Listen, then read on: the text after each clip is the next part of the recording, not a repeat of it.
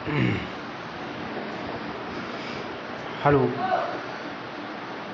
Students, एक बार आपका अपना स्वागत है आपके परम प्रिय channel civil English grammar classes में। मैं आपका अवधेश सर आपका हार्दिक स्वागत करता हूं। आज स्टूडेंट्स मैं आपको लास्ट टेंस के बारे में बताऊंगा। लास्ट टेंस यानी कि फ्यूचर परफेक्ट कंटिन्यूअस टेंस। अब तक मैंने प्रेजेंट के सभी टेंसेस बता दिए, पास्ट के बता दिए, और ये फ्यूचर का बिल्कुल लास्ट टेंस है। तो इसके बाद हमारा टेंस का टॉपिक समाप्त हो जाएगा। तो इसमें भी आपको थोड़ा सा ध्यान देना पड़ेगा, और बहुत सरल टेंस होता है, इसमें ज़्यादा कोई दिक्कत वाली बात नहीं है, लेकिन थोड़ा सा आपको ध्यान देना होगा। जैसे फ्यूचर कहते हैं भविष्य काल के लिए। परफेक्ट माने पूर्ण हो गया हो, कंटिन्यूअस माने जारी भी हो टेंस, यानी कि जो काम भविष्य में पूर्ण भी हो गया हो और जारी भी हो, यानी कि पिछले समय से जो कार्य चल रहा है या वर्तमान से चलने के बाद में और जाके फ्यूचर में वो आपका पूर्ण भी हो जाए और फ्यूचर में जारी भी हो, ऐसा tense future perfect continuous tense कहलाता है।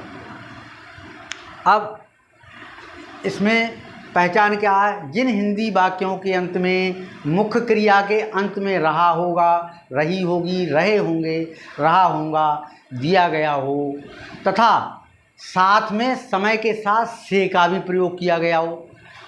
अगर हमने केवल ये कहा कि रहा होगा, रही होगी, तो काय का बन जाएगा? फ्यूचर कंटिन्यूअस का आ जाएगा। जैसे मैं ये कहूँ कि वह पढ़ रहा होगा, तो ये काय का हो गया? ये हो गया आपके फ्यूचर कंटिन्यूअस का। लेकिन उसके साथ समय दे दिया कि वह 2 घंटे से पढ़ रहा होगा, तो अब समय दे दिया गया जिसमें समय के साथ से का प्रयोग होना कंपलसरी है, तो वो फ्यूचर परफेक्ट कंटिन्यूअस टेंस के अंतर्गत आएगा। अब इसकी जैसे उदाहरण भी देख लीजिए। जो एक जैसे वह अगले वर्ष यहाँ पढ़ रहा होगा, तो बात आगे के समय की है, अगले वर्ष। रहा होगा, रही होगी, ये आ गया रहा होगा, रही होगी, गागी के आ रहा है, समय दे दिया अगले वर्ष, यानी बात फ्यूचर की है, तो काय का ये हो गया फ्यूचर परफेक्ट कंटिन्यूअस टेंस का वाक्य हो गया। अगर मैं ये कहूँ वह 2020 से यहाँ पढ़ रहा होगा, यानी काम उसने कहाँ शुरू किया? पीछे से शुरू किया उसने, 2020 से किया। अभी 2022 चल रही है, तो 2020 से उसने काम किया पीछे से, यानी कि सेंस क्या जा रहा है इसका? पास्ट का जा रहा है। लेकिन काम जो है चाहे पास्ट में शुरू हुआ हो चाहे प्रेजेंट में हुआ हो, लेकिन फ्यूचर में जा कर के वो कंटिन्यू है। वो 2020 से यहाँ पढ़ रहा होगा, तो यानी इस समय जो मतलब भविष्य में जो है वो पढ़ रहा है, पढ़ रहा होगा वो, ठीक है। पीछे का समय आप कितना ही मान लीजिए, उससे कोई मतलब नहीं है। रहा होगा, रही होगी आ गया, समय आ गया। अगर मैं ये कहूँ वह इस वक्त यहाँ पढ़ रहा होगा, तो रहा होगा, रही होगी आ गई। बात भाव काय का आ रहा है? वर्तमान समय का आ रहा है। तो इसके लिए मैं थोड़ा सा अलग से समझाने की कोशिश करता हूँ। जैसे हेल्पिंग वर्ब क्या है इसमें? विल हैव बीन आँख मीच करके लगा दीजिए, प्लस वर्ब की फोर्थ फॉर्म। वर्ब की फोर्थ फॉर्म कौन सी होती है? B1 में अगर ING लगा देंगे वो फोर्थ फॉर्म बन जाती है क्रिया की। ये मैंने पहले भी आपको बताया है। उसके बाद में अब जैसे भाव की बात आती है, अगर भाव आपका फ्यूचर में है, आगे भविष्य में है, भविष्य के बारे में, जैसे वह अगले वर्ष यानी कि आने वाले समय में, नेक्स्ट ईयर यहाँ पढ़ रहा होगा, बात काय की जा रही है? भविष्य की जा रही है। तो इसमें थोड़ा सा सेंस का ध्यान देंगे, तो क्या लगाएंगे? ही विल हैव बीन, और पढ़ने क्या कहेंगे? स्टडिंग हो जाएगा। He will have been studying here. अब बात समय दे दिया अगले वर्ष। अगर समय की बात आ जाए, निश्चित या अनिश्चित के लिए सेंस फार का प्रयोग किया ही जाता है, लेकिन ये भाव जो अगर प्रेजेंट और पास्ट में होता है उसके लिए होता है। लेकिन बात आगे की होती है, फ्यूचर की होती है, भविष्य की होती है, तो उसमें फ्रॉम का प्रयोग करते हैं। तो यहाँ पर फ्रॉम आ जाएगा, फ्रॉम नेक्स्ट ईयर। तो ऐसे ही नेगेटिव बन जाएगा। नेगेटिव में क्या आ जाएगा? नेगेटिव का जब मैं स्ट्रक्चर आपको समझाऊंगा तो आप देखेंगे, बिल या जो भी बिल है, बिल के बाद नॉट आ जाएगा, बिल नॉट हैव बीन का प्रयोग हो जाएगा। तो ये मैंने आपको प्रेजेंट का भाव बताया, पास्ट का बताया, फ्यूचर का बताया। भाव के आधार पर अगर भाव आपका फ्यूचर के बारे में है तो आप काय का प्रयोग करेंगे, विल का। और अगर प्रेजेंट और पास्ट का भाव दे रहे हैं तो वुड हैव बीन का प्रयोग किया जाएगा। Would have been plus verb की फोर्थ फॉर्म। ये यहाँ पर थोड़ा समझने की बात है। आप स्ट्रक्चर देख लीजिए इस समय एक बार इसका। अगर अफर्मेटिव का होता, अफर्मेटिव का मतलब मैंने आपको बताया था जो ना तो नेगेटिव हो ना इंट्रोगेटिव हो, अफर्मेटिव हो, सीधी सीधी बात। तो इसमें सब्जेक्ट को लगाएंगे, फिर विल हैव बीन आ जाएगा इसकी हेल्पिंग वर्ब, वर्ब की फोर्थ फॉर्म। अगर सब्जेक्ट आ जाएगा फिर सिंस, फॉर या फ्रॉम में से कोई एक चीज़ आ जाएगी, प्लस टाइम आपका दिया होगा वो लग जाएगा। इसी प्रकार नेगेटिव में सब्जेक्ट आ जाएगा, फिर will not have been plus verb की फोर्थ फॉर्म, ऑब्जेक्ट आ जाएगा, प्लस सिंस या फॉर या फ्रॉम आ जाएगा, फिर टाइम दे दिया जाएगा। उसके बाद में अगर इंट्रोगेटिव की बात आती है, इंट्रोगेटिव में हाँ या ना में उत्तर आता है तो हेल्पिंग वर्ब को जो भी विल है उसको सब्जेक्ट से पहले ले आएंगे। और अगर WH फैमिली का वर्ड है तो वो पहले आ जाएगा। WH फैमिली का मैंने आपको वीडियो में बताया क्या कि प्रश्न सूचक शब्द जो भी हो, जब वाट है, वाई है, हु है, वेयर है, तो ये आपको 9 मैंने बता दिए हैं वर्ड्स, ये आप देखिएगा पहले और आगे भी इसको बताऊंगा विस्तार से। तो WH फैमिली का अगर आ गया, ठीक है। अगर हाँ या ना में नहीं आ रहा है तो WH फैमिली का जो भी वर्ड होगा वो लिया जाएगा, विल लिया जाएगा, फिर आपका सब्जेक्ट, फिर हैव बीन वर्ब की fourth form, object plus since या फॉर या फ्रॉम में से, और उसके बाद में टाइम दिया होगा वो आ जाएगा। नेगेटिव इंट्रोगेटिव की बात करता हूँ तो यहाँ पर आपका WH फैमिली का जो भी वर्ड है वो आ जाएगा और विल आ जाएगा। उसके बाद में सब्जेक्ट आ जाएगा, सब्जेक्ट के बाद नॉट आएगा, फिर हैव बीन प्लस वर्ब की fourth form, object plus since, for या फ्रॉम में से जो भी चीज़ आएगी भाव के आधार पर देखेंगे, ठीक है। निश्चित या अनिश्चित समय के लिए जो भी होगा सिंस फॉर का, वो भी काय में बात हो, अगर प्रेजेंट और पास्ट का भाव आ रहा हो तो, और वैसे आपको फ्रॉम लगाना पड़ेगा। उसके बाद में स्पेशल केसेस पर आ जाते हैं। इंट्रोगेटिव का है, अगर WH फैमिली का है, वो सब्जेक्ट का काम कर रहा है तो उसको पहले लाएंगे उस वर्ड को। अच्छा, उसके बाद will plus have been plus verb की फोर्थ फॉर्म, फिर ऑब्जेक्ट आ जाएगा, फिर सिंस फॉर फ्रॉम, उसके बाद समय दिया होगा। उसके बाद अगर नेगेटिव इंट्रोगेटिव की बात करते हैं तो WH फैमिली का जो भी सदस्य होगा वो, अगर वो सब्जेक्ट का कार्य कर रहा है तो उसके बाद will not have been plus verb की फोर्थ फॉर्म, ऑब्जेक्ट आ जाएगा, सिंस फॉर या फ्रॉम जो भी दिया है वो आ जाएगा, टाइम दिया हुआ है वो आ जाएगा। अच्छा, ये तो बात हो गई आपके स्ट्रक्चर की। अब थोड़ा सा अभ्यास कर लेते हैं, जैसे भाव के आधार पर आप समझेंगे, समझने की कोशिश करते हैं। जैसे इसका स्क्रीनशॉट आप चाहें तो ले लें, उसके बाद में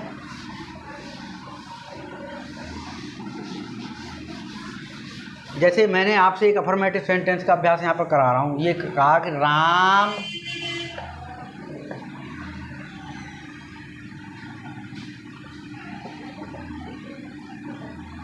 सुबह से खेल रहा होगा।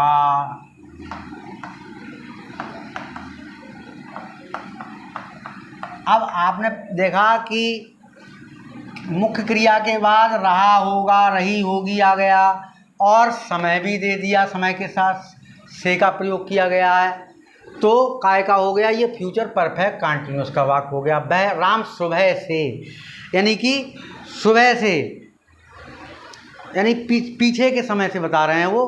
तो पहले आप इसे समझ लीजिए, जैसे राम, अब सुबह से की बात आ गई, खेल रहा होगा, रही होगी वाला वाक्य हो गया, तो क्या लगाएंगे, विल हैव बीन। अच्छा, अब बात सुबह की आ गई, यानी कि कोई काम पहले से शुरू हो गया है, तो भाव काय का आ रहा है, ये पीछे से समय से शुरू हुआ है, पास्ट से शुरू हुआ है, तो इसमें पास्ट में है तो क्या लगाएंगे, वुड हैव बीन। उसके बाद में वर्ब की फोर्थ फॉर्म, सुबह से एक निश्चित समय दे दिया तो क्या लग जाएगा निश्चित के लिए, सिंस मॉर्निंग। सही तो ये होगा। अब इसमें यहाँ पर कुछ लोग बिल का भी प्रयोग कर देते हैं, लेकिन ये ग्रामर की दृष्टि से यहाँ पर बिल नहीं आएगा, क्योंकि बात पीछे के समय से की जा रही है। अगर यहाँ पर मैं ये कह देता कि वो सुबह की जगह मैं ये कह दूँ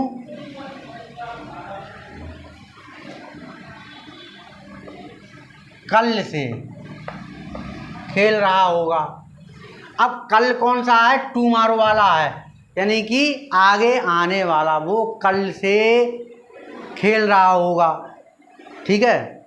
या वह अगले साल से यहाँ रह रहा होगा, तो बात अगले की कह रहे हैं। बात अगर टुमारो की हो रही है तो यहाँ पर क्या आ जाएगा, विल आ जाएगा, विल हैव बीन प्लेइंग। और बात काहे की है, कल की, फ्यूचर की बात है, तो यहाँ सिंस की जगह क्या लगा देंगे, फ्रॉम।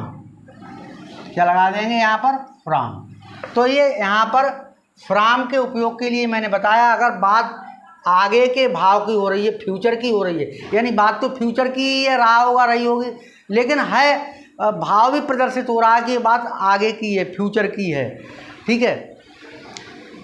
अगर भाव प्रेजेंट का या पास्ट का होता है तो बिल की जगह वुड आ जाएगा। ये सभी जगह ये नियम लागू होता है फ्यूचर में, ये थोड़ा सा ध्यान देने की बात है। अब नेगेटिव की बात करता हूँ, राम कल से नहीं खेल रहा होगा। अब नहीं वाली बात आ गई, तो नहीं के लिए क्या करेंगे, जो विल हैव बीन दी गई है इसके बीच में नॉट आ जाएगी। क्या आ जाएगी, Ram will not have been playing from, क्या है, कल से, फ्रॉम टुमारो। क्या हो जाएगा, टुमारो, TOMORROW। तो ये बात जो है भविष्य की हो गई, ठीक है, भाव भी हो गया।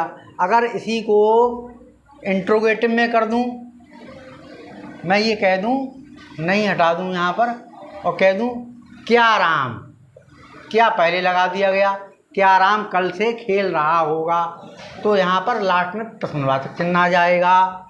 और क्या दिया हुआ है, तो ये बिल को हम पहले ले आएंगे उठा करके, will Ram have been playing from tomorrow.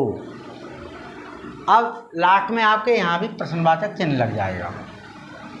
अगर बात जो है इंट्रोगेटिव नेगेटिव की जाए, क्या राम कल से नहीं खेल रहा होगा, और नहीं आ गया। अब बात अगर इंट्रोगेटिव नेगेटिव की जाती है तो उसमें क्या हो जाएगा, जो भी है हेल्पिंग वर्ब पहले आ जाएगी, फिर सब्जेक्ट आ जाएगा, और उसके सब्जेक्ट के बाद में नॉट आ जाएगी, will Ram not have been playing from tomorrow, और ये प्रश्नवाचक चिन्ह लग गया। अच्छा, अगर इसी चीज़ के लिए यहाँ पर ये कह दिया जाए कि राम कल से कहाँ खेल रहा होगा, अगर बात कहाँ की आ गई, ये तो WH फैमिली का शब्द है ये, तो यहाँ पर क्या करेंगे, हम उसको पहले ले आएंगे, where will Ram have been, ये देख लिए, राम और have been playing from tomorrow, तो वेयर पहले आ गया, ओके। अब इसके बाद में अगर बात आती है यहाँ पर WH फैमिली का शब्द है, वो सब्जेक्ट का काम करे, सब्जेक्ट नहीं दिया हो यहाँ पर, यहाँ दे दिए जैसे कौन दे दिया, कौन कल से खेल रहा होगा, तो अब यहाँ पर राम को हटा दिया तो क्या आ जाएगा, who will have been playing from tomorrow, कौन कल से खेल रहा होगा, कौन कल से, अगर आ जाए यहाँ कौन कल से यहाँ खेल रहा होगा तो who have been playing here हो जाएगा। जैसे कौन कल से यहाँ अगर दे दी जाए यहाँ खेल रहा होगा तो प्लेइंग हेयर, हेयर आ जाएगा यहाँ पर, हेयर फ्रॉम मॉर्निंग। तो इसी के बाद में ऐसे ही नियम पर आधारित इंट्रोगेटिव निगेटिव इंट्रोगेटिव हो जाएगा। ठीक है, कौन कल से यहाँ नहीं खेल रहा होगा, अब नहीं दे दिया तो हु विल, विल के बाद में क्या आ जाएगा, नॉट आ जाएगा, will not have been playing here from tomorrow. अब हेयर यहाँ पर आ गया, ये प्लेइंग के बाद हेयर आ गया। तो साथियों ये मैंने आपको बहुत कम समय में समझाने की कोशिश की है, और जो आजकल इंग्लिश स्पीकिंग का दौर चल रहा है तो थोड़ा सा ग्रामर में भी अमेंडमेंट होता रहता है, तो यहाँ पर केवल हेल्पिंग वर्ब आप विल हैव बीन का ही प्रयोग कीजिए, शैल का प्रयोग हमें नहीं करना है। ठीक है, और ये सिंस फॉर का सब लोग जानते थे निश्चित और अनिश्चित के लिए, लेकिन ये इसका अभाव प्रेजेंट और पास्ट में हो, बात फ्यूचर की जा रही हो तो उसमें आ जाता है समय के लिए, और फ्यूचर का भाव हो तो फ्रॉम आ जाएगा। और यहाँ पर अगर भाव जो है आपका प्रेजेंट या पास्ट में है तो वुड लगाएंगे और यहाँ पर विल लगाएंगे। ये थोड़ा सा यहाँ पर देखने की कोशिश करेंगे। बाकी जब मैं प्रैक्टिस कराऊंगा या इंग्लिश स्पीकिंग में जब करवाऊंगा तो बहुत सारी बातें आपको बताऊंगा। तो इसी के साथ मैं अपनी बात समाप्त करता हूँ। जय हिंद, जय भारत।